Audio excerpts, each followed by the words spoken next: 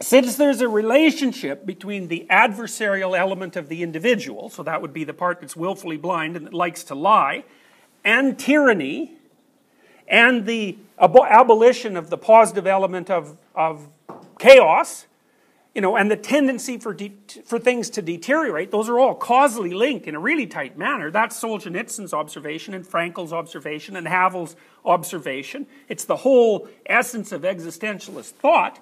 Okay, what the hell are you supposed to do about that? And the answer seems to be, don't have it happen. And so you say, well, when should you stand up against tyranny? Well, you should stand up against tyranny when it manifests itself at micro levels right in front of you. That's what you have to do. And so that means you have to be awake all the time for transgressions against the positive element of the individual and the positive element of culture. And you have to do it right then and there.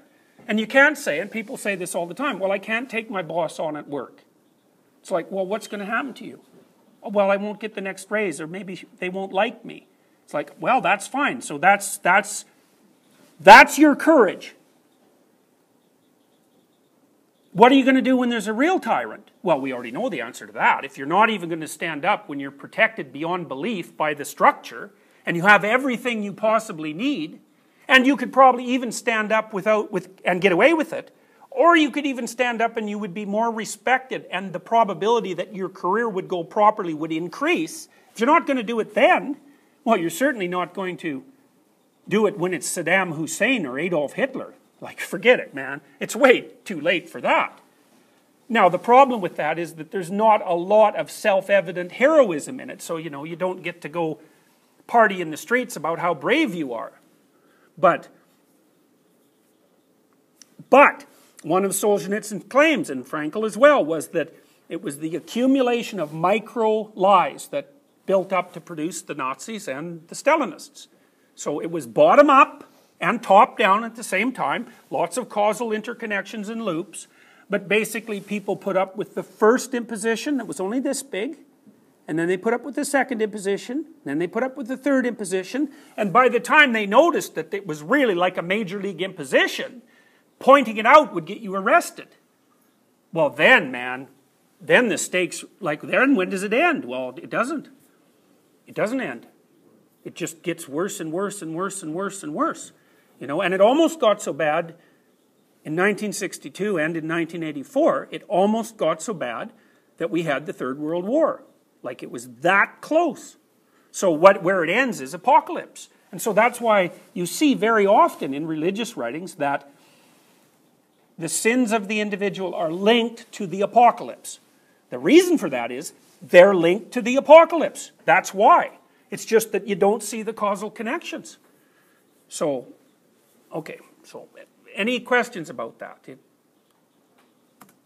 Okay, so there's the representations in a bit more visible form. So, you know, this is, you're trying to get the thing on the left to be working properly, and you're trying to stop the thing on the right from taking over completely. And it's a real balance. Because you don't know, for example, even with your own children, how the hell do you know when you're tyrannizing them, and how do you know when you're socializing them?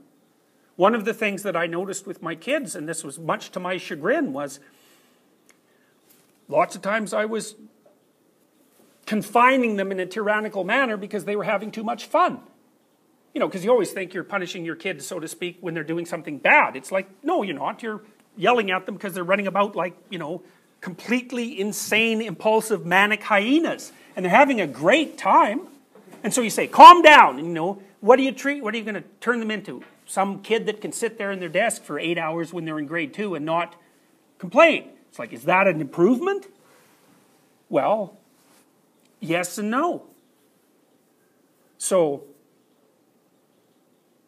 I also noticed with my kids that when I was more tyrannical than might be popular now, especially with my son, I'd crack down on him now and then because he's being a little rodent, and he was really pushy. He's a dominant kid, you know, and I don't know if you've ever had a dominant dog, but you have to flip those things over, you know, on their back all the time because otherwise they just push and push and push. And he was sort of like that. And so he'd get all uppity, And then I'd talk to my wife and we'd say, all right, so we're not going to let him get away with, he can't even breathe wrong for the next 2 weeks, you know. So every time he did a micro mistake, we were on him. And I thought, gee, you know, like this is a bit much. But what was so bloody weird about that was every time I did that, he liked me better. It was so interesting, you know. But I think it's very much like the situation with the dominant dog. It's like partly what the dog wants to know is who the hell's in charge. And if it's you, he's perfectly happy about that, but he doesn't want there to be any ambivalence about it. So. Oh, well, like if he did anything that I thought was a little crooked or a little deviant or a little too pushy, what I would usually do with him is make him sit on the steps. You know, I'd say, okay, here's the deal. He could communicate more or less at this point because he was around 2.5 to 3. The deal was, you sit there until you've got yourself controlled and you're willing to be a civilized human being, and then you can come back to me and tell me that, and if I like you, then I'll let you come up. So, because, you know, sometimes you'll have a kid do that, and they'll come back and they say what they think you want to hear, but they don't mean it, and so you think, oh, I'll give him a chance, but that you can't do that. You have to see if you like the kid now, because if they come up properly and say things so that it's like true all the way down, instantly, if you have any sense, you're not angry at them anymore. You think, yeah, I like that kid. And then so you know, if your goal is to produce a kid that you really like, which I think is a really good goal, then you don't let him off the damn hook until he's that kid. And it was really interesting to watch what that did to him. And I think it was part of cortical integration, and cortical integration of hypothalamic impulses is he'd sit on the damn steps like this. You know, just enraged. And I'd go over to him and I'd say, well, you know, are you ready to get off the steps yet? And he'd go, not yet, you know. And then he'd get himself together and then he'd come and talk to me. And then, like, my rule was, as soon as he did it right, it was over. No grudges, nothing. It was done. You know, and so that was also very rewarding for him because he could specify the length of punishment. The length of punishment was as long as it took him to start acting like a civilized human being again. And the consequence of that was end of problem. So that's, you know, that's like tit for tat, fundamentally. Bug me, whack. But as soon as you're straight again, poof, we'll trade again. So, and you know, what I noticed about him in particular, and he was a dominant kid, was, you know, you'd set a rule, whatever the rule was, like you had to be, maybe you had to go to bed at 8 or something. It was like, well, what happens if I wait till 8:15, you know, or 8:05 or 8:10? Like he'd just push until he knew exactly where the line was. Very pushy, but it was also extraordinarily exploratory, right? Because someone says there's a rule, but you don't know what that means. So what do? You harass and push and push and harass until you find out where the boundary actually is, and if it's nice and firm and doesn't move around, then you think, oh, that's like a table, and if I stand up underneath it, I'm going to whack my head, so I won't do that, and then you move on to something else. But if the damn boundaries are going like this all the time, the kid will just torture you forever. So, which is exactly what he should do.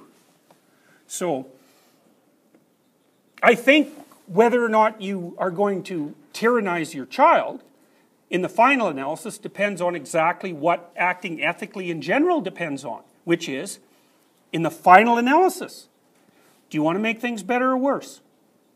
What are you aimed at?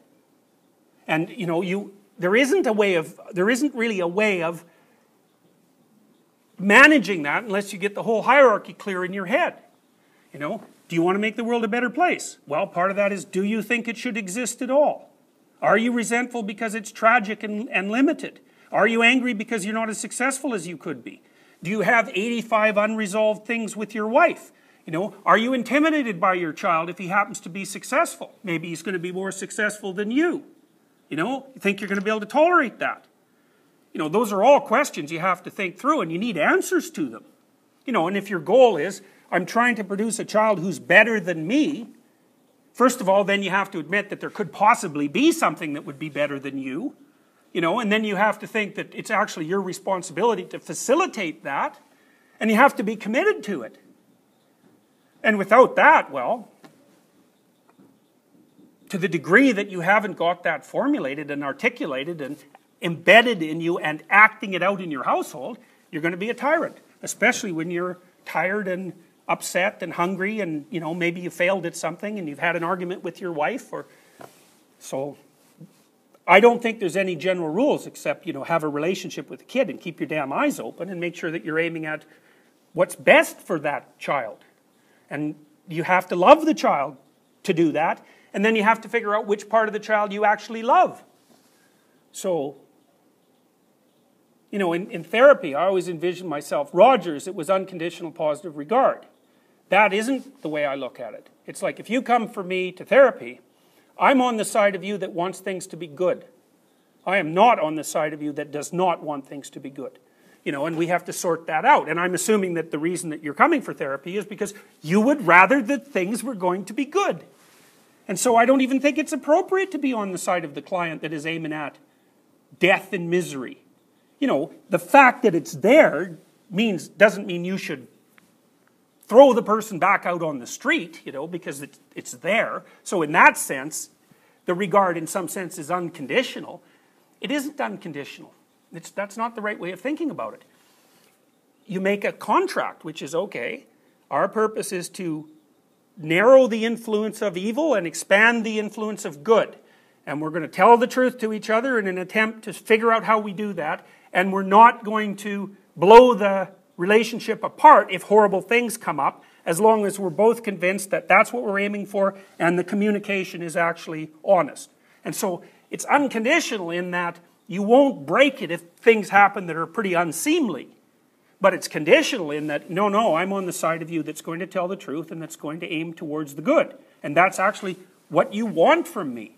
It's sort of impartial.